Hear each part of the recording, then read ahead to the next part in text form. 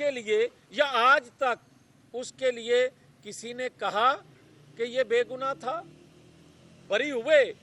مگر کیا یہ مناسب نہیں تھا؟ کہا جاتا کہ اس کے خلاف منصوبہ بندی سے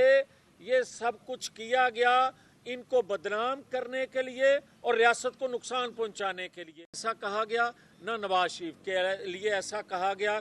اور خواجہ ناظم الدین سے لے کر نواز شریف تک جتنے پرائم منسٹر آئے وہ تو مظلوم، ٹینک والے نے کسی اور نے زبردستی ہٹایا، مگر اس کو تو عدم اعتماد کے ذریعے ہٹایا گیا، مگر یہ معصوم کہلایا اور ہم ظالم کہلائے۔ اور آج تک جو کچھ ہو رہا ہے یہ کہا جاتا ہے کہ جناب پیپر چھین لیے گئے۔ او بھائی اس کے بعد بھی دیکھیں، ایک ویڈیو آئی کہ پی ٹی آئی کے سابق امیدوار جو ہیں وہ پیپر فائل کرنے گئے اور اس کی ویڈیو چلائی گئی، حالانکہ وہ رات کے ویسے تو وہ رات کو پھرتے تھے، رات کو کسی نالے میں گرے اور زخمی ہو گئے، اور اس نے پھر اپنا سٹیٹمنٹ بھی اگلے دن ریکارڈ کروایا کہ مجھے کسی نے تشدد کا نشانہ نہیں بنایا بلکہ میرا ایکسیڈنٹ ہوا ہے۔ اب مجھے یہ کوئی بتائے کہ کوئی ادارہ ہے جو انویسٹیگیٹ کرے کہ یہ پیپر کون چھیننے والا ہے اور یہ اس طرح کی ویڈیو کون پی ٹی آئی کی جانب سے ریلیز کرتا ہے کہ یہ تشدد ہوا۔ یہ ایک منصوبہ بندی سے اس الیکشن کو بیفور الیکشن متنازع بنایا جا رہا ہے، اور ایک منصوبہ بندی سے بنایا جا رہا ہے اس لیے کہ مسلم لیگ کی مقبولیت، نواز شریف کی مقبولیت کو دیکھتے ہوئے اس کے نتائج کو متنازع بنانے کے لیے، اور ایک تاثر دیا جا رہا ہے کہ مسلم لیگ کو ریاستی مشینری کی حمایت حاصل ہے، جبکہ حقائق کچھ اور بتا رہے ہیں کہ وہ ظالم کو مظلوم شو کرنے کی کوشش کر رہے ہیں، اور یہ پیپر چھیننا اور یہ کسی کے دروازے کو نوک کرنا اور یہ کسی کو تشدد کا نشانہ بنانا جو بظاہر نظر نہیں آتا مگر اس کا ملبہ بھی مسلم لیگ نون پر ڈالنا سیاسی طور پہ کہ ان کی سپورٹ کے لیے یہ کردار کیا جا رہا ہے، یہ ایکٹ کیا جا رہا ہے۔ تو میں یہ کہنا چاہتا ہوں، نہ ہمیں کسی فیور کی ضرورت ہے، نہ ہماری خواہش ہے کہ کسی بے گناہ پر کوئی تشدد کرے،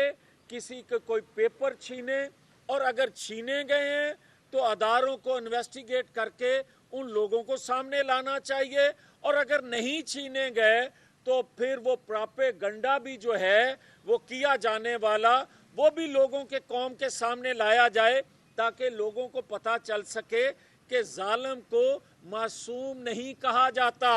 اور آج یہ بات بڑی واضح کرنا چاہتا ہوں کہ جو لوگ آج سے ہفتہ ڈیڑھ ہفتہ پہلے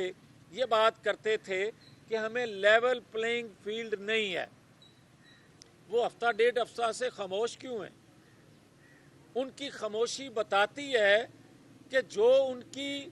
بلیک میلنگ کی، جو اداروں کو دباؤ میں لانے کی، جو وہ ضرورت کے تحت وہ گفتگو کرتے تھے، کیا وہ پوری ہو گئی ہے؟ اور میں یہ کہوں گا کہ وہ مت دعوت دیں ان اداروں کو جو خود کو کہہ رہے ہیں کہ ہم پولیٹیکل ہیں، ہم آئین قانون کی بالادستی پہ یقین رکھتے ہیں، اور جس کی جدوجہد مسلم لیگ نون نے کی، اور آج اداروں کے اندر وہ ایک سوچ پیدا ہو چکی ہے۔ تو اسی طرح میں یہ کہنا چاہتا ہوں کہ اگر 9-10 مئی کے پاکستان کے اندر جرم کرنے والوں کو سزا نہیں دینا تو پھر جو ایک طاقتور ادارے کے اندر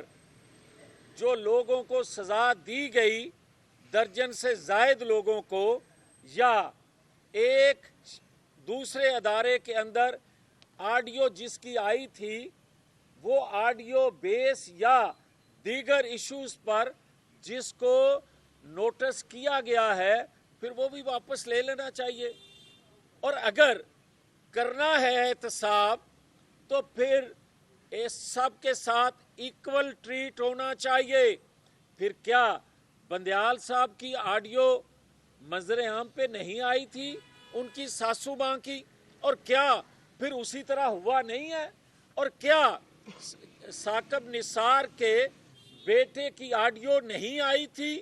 کیا اس پہ مٹی ڈالو یہ پروگرام ہے؟ اور کیا جس کو نوٹس ہوا اعلیٰ عدلیہ کے ایک اعلیٰ شخص کو، کیا اس کی جو آڈیو سامنے آئی تھی کیا مین اسی طرح آڈیو کے مطابق اس پہ عمل نہیں ہوا؟ اور کیا اگر نوٹس ہوتا ہے کہ آڈیو کہاں سے لیک ہوتی ہیں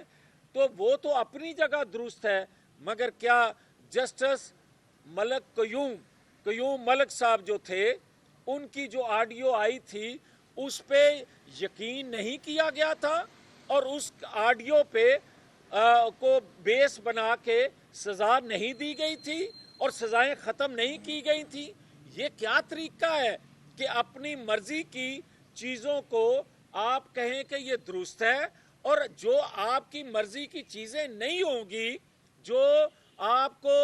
لاڈلا نہیں ہوگا، آپ اس پہ ایکشن نہیں لیں گے؟ تو میری اداروں میں بیٹھی اعلیٰ شخصیات سے گزارش ہے کہ پاکستان کے آئین قانون کو مقدم جانا چاہیے اور یہ سب کے لیے ایک جیسا ہونا چاہیے. یہ نہیں ہونا چاہیے کہ کسی ادارے میں بیٹھ کے کوئی شخصیت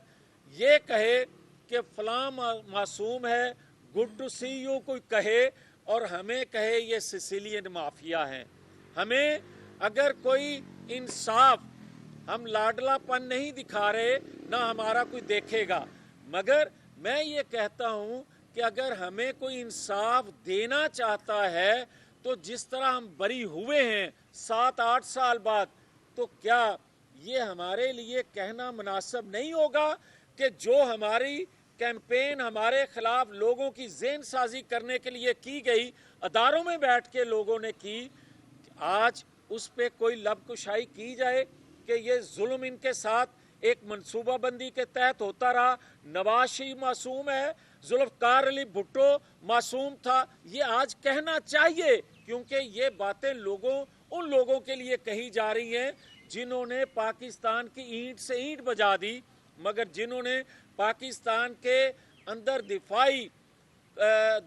اس کے دفاع کو ناقابل تسخیر بنانے کی بنیاد رکھی اس کو پھانسی چڑھا دیا، اور جس نے عملاً پاکستان کے دفاع کو ناقابل تسخیر بنا دیا اس کو ہائی جیکر بنا دیا. اور یہ چیزیں اگر اداروں میں بیٹھے لوگ نوٹس نہیں کریں گے تو پاکستانی عوام میں ایک غیر یقینی، ایک اس طرح کی تقسیم ہو جائے گی جو پاکستان متحمل نہیں ہے. تو میری آخر میں یہ گزارش ہوگی کہ جو لوگ سمجھتے ہیں اور کہہ رہے ہیں پچھلے 2-4 دن سے کہ فلاں اتحاد فلاں سے کہا جا رہا، ہم تو خوشی بنا رہے ہیں. اور اگر کوئی یہ سمجھتا ہے کہ باقی جماعتوں کو اکٹھا کیا جا رہا ہے تو ہمارے لیے یہ کوئی نئی بات نہیں ہے. مسلم لیگ نے ہمیشہ وہ 2013 ہو، وہ 97 ہو، وہ 90 کی دہائی ہو، اس میں مسلم لیگ نون نے 2/3 اکثریت